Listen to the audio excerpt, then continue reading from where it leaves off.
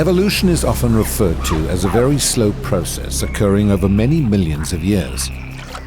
For this reason, evolutionary scientists openly acknowledge that large-scale changes, known as macroevolution, cannot be directly observed. Naturally, this leads to the question, if it is not observable, then on what grounds can anyone claim evolution is a scientific fact? The typical response is to claim that although we have never seen macroevolution, we can see evolution happening today on a small scale, known as microevolution. Microevolution involves tiny genetic modifications that result in superficial changes in an organism, such as an increase in a bird's beak size. These type of minor changes help the organism adapt to a slightly different environment. No one denies that this type of adaptive fine-tuning occurs through mutations and natural selection. However, proponents of evolution believe that given enough time, the small observable changes seen in microevolution will inevitably add up to large-scale changes known as macroevolution. This is the micro equals macro fallacy, which assumes macroevolution is essentially microevolution extrapolated over long periods of time without limit. This is an example of unbounded extrapolation, which is known to be extremely poor science. Although in theory both types of changes involve the same underlying genetic processes like recombination, mutation, selection, genetic drift, and gene flow, there's a profound and essential difference between macro and microevolution that is often overlooked.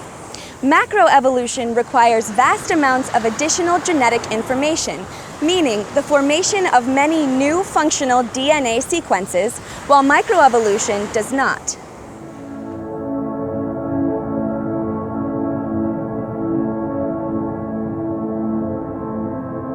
According to evolutionary theory, all living creatures evolved from a single ancestral life form that lived billions of years ago, a microorganism believed to be similar to that of modern bacteria. As the first living organism to emerge from the primordial sea, it would have had minimal genetic information, just enough to carry out the essential life functions. A reasonable estimate for the amount of DNA contained in a hypothetical primitive bacterium would be less than 500,000 genetic letters, equivalent to about 2 500-page books of typewritten information. This may sound impressive, but not compared to humans with 3.2 billion DNA letters in a single cell, the equivalent of approximately 1,500-page books. Thus, in order for an ancestral microbial species to evolve into man, a mind-boggling amount of new functional DNA sequences would have to build up over time. This new genetic information would be essential in order to specify new functions and structures such as eyes, ears, brain, heart, lungs, and a multitude of other biological features found in higher life forms. The genetic specifications for even a single type of higher life form represent a large library of information. Yet there are millions of life forms: plants, sea creatures, birds, reptiles, and mammals, each with their own library of genetic instructions. Evolutionists claim these new genetic specifications can arise through random mutations and the reproductive filter of natural selection. Textbooks offer a number of examples that are claimed to be direct evidence of evolution in action. Let's look carefully at a couple popular examples to see whether they involve the addition of new functional DNA sequences in order for macroevolution to be possible.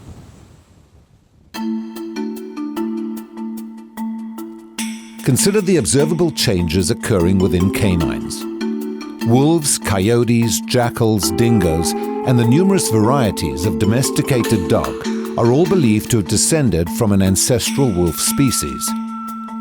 In textbooks, the development of the various dog breeds is cited as a demonstrable example of evolution on a small scale. McGraw-Hill's widely used biology textbook states this type of change will inevitably lead to large-scale evolution over time.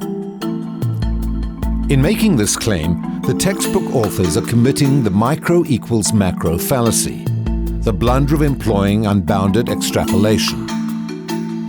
The superficial differences seen in the various dog breeds are not caused by the formation of new functional DNA sequences that are required for macroevolution. Instead, the differences are caused by degenerative mutations in a small number of already existing genes. Mutations in these genes are responsible for the variation in traits like coat color, face shape, and foreshortened limbs. But such mutations are limited in the extent of change that they can produce before they disrupt the necessary function of those genes. Factor in the well-understood process of genetic recombination, the reshuffling of pre-existing genetic information, and the formation of the many dog breeds is easily explained. Although mutations have provided an additional source of variation for breeders to select from, this is not the type of change that macroevolution requires, since it has not resulted in any new genes or new genetic information. In fact, producing dog breeds through artificial selection results in an overall loss of genetic information. The non-desirable traits that are not selected are literally bred out of the gene pool. This explains why it is possible to breed wolves and select for certain traits over a number of generations to produce chihuahuas. But you can never breed chihuahuas to get back to wolves. The DNA information necessary to get back to a wolf has been lost. So everyone knows that within the dog kind, we have lots of different breeds of dogs. And some people might say, well, if we can see all these different breeds of dogs, long ears, long fur, short fur, certainly that's an example of new genetic information that's being added to have those traits. But when we observe this at the genetic level, that is not what we see. We're just seeing variation on traits that those organisms already had. The genes that code for fur in a dog, okay, they'll produce fur, long, short, different colors, things like that, but they're never going to become wings, okay? They're never going to become feathers. They're not going to change like that because they don't have that information to be able to do that, and there's simply no genetic mechanism that allows you to add the information that you need for evolution to occur. All you see is variation within the traits that they already have. The modern theory of evolution is founded on the concept that beneficial mutations are the raw material for eventually building new sets of genetic instructions. One of the most popularly cited examples of beneficial mutation is the development of bacterial resistance to antibiotics. Standard biology textbooks claim it is direct evidence for evolution. But is true evolution really taking place here?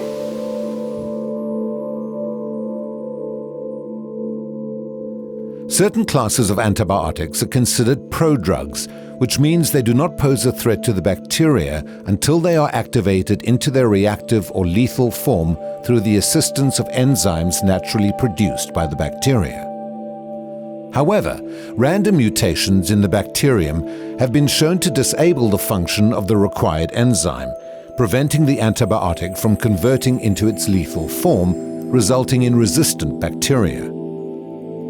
Although these mutations may be considered beneficial, since the bacteria are now able to survive the antibiotic treatments, the genetic information that encodes an otherwise useful enzyme was lost.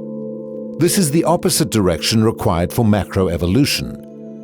In the long run, these types of loss-of-function mutations are counterproductive to macroevolution. For this reason, bacterial resistance to antibiotics cannot be considered direct evidence for evolution. One of the ways in which bacteria become resistant to antibiotics is through something called horizontal gene transfer. And this is something that is pretty unique to bacteria. Humans don't do it, animals don't do it. But what happens is that bacteria can essentially swap genetic information. So genetic information can be transferred, like an antibiotic-resistant gene, from one organism to another. But simply transferring genetic information is not what evolution needs. needs. Just transferring it from one organism to another organism, and they're both bacteria, doesn't essentially change the essence of that bacteria. So that's still not the type of genetic change that we need to go from one organism to another. We have to acquire lots of new information, lots of new functional genes to go from one kind of organism to another kind.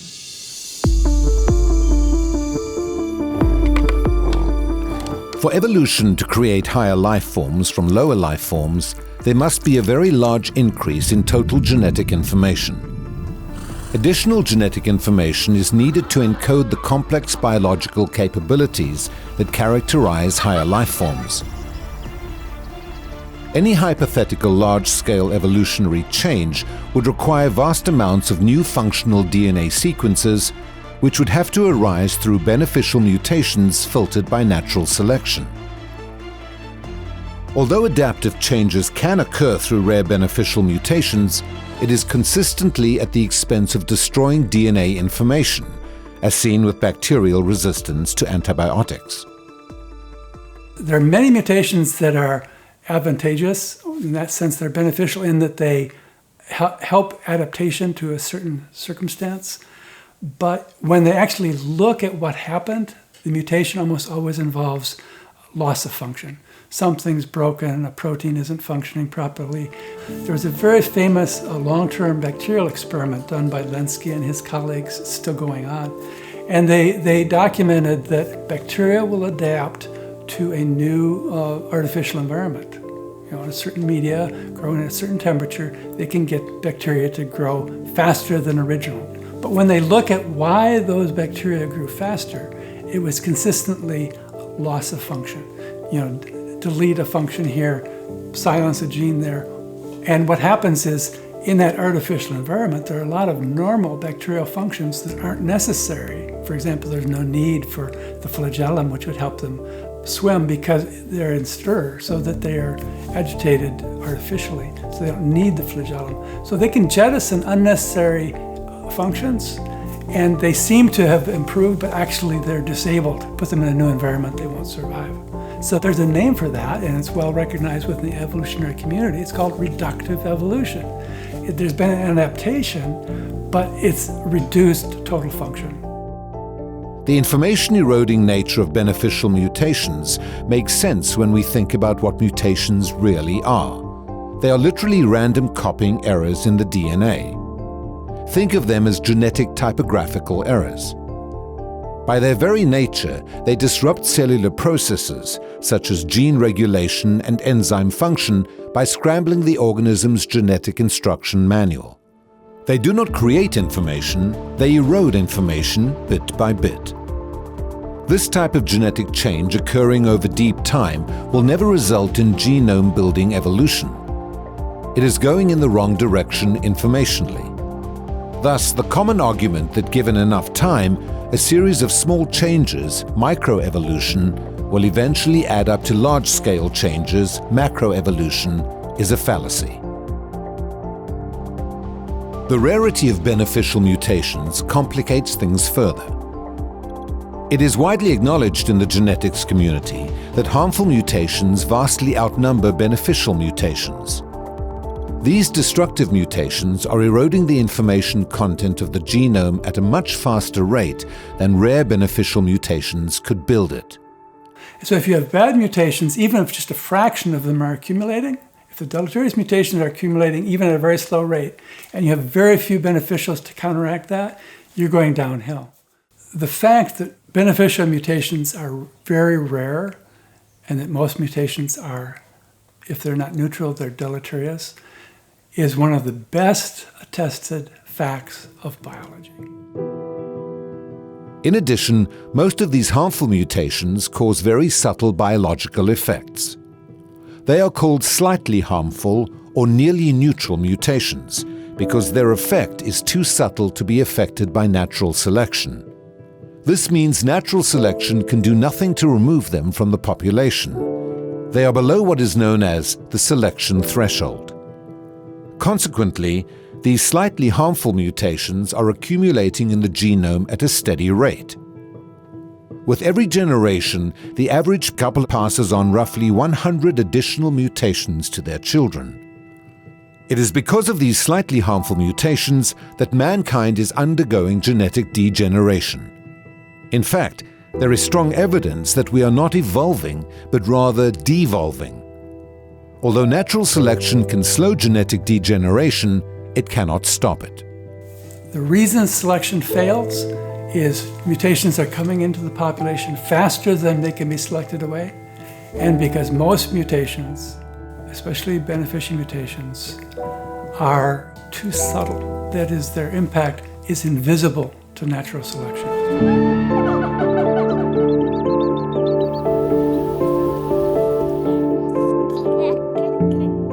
Genetic entropy is increasingly being recognized as a very serious problem for the modern theory of evolution. From the 1950s to the present, the apparent certainty of genetic degeneration of man has been repeatedly acknowledged by leading population geneticists, some of whom played a central role in the development of the modern theory of evolution. Contemporary population geneticist Alexei Kondrashov titled his paper published in the Journal of Theoretical Biology, "Contamination of the Genome by Very Slightly Deleterious Mutations. Why have we not died 100 times over?" To date, the problem of genetic degeneration remains unresolved, despite numerous attempts by leaders in the field to rescue the theory. The evidence from modern genetics demonstrates that the observable changes in animals are going in the wrong direction informationally to lead to large-scale evolution. While species certainly have the ability to adapt, the extent of change is limited based on the available genetic information. Rather than one kind of creature evolving into a totally new kind through random mutations and natural selection, the Genesis account reveals that in the beginning, God created distinct kinds of plants and animals, each to reproduce according to their kind.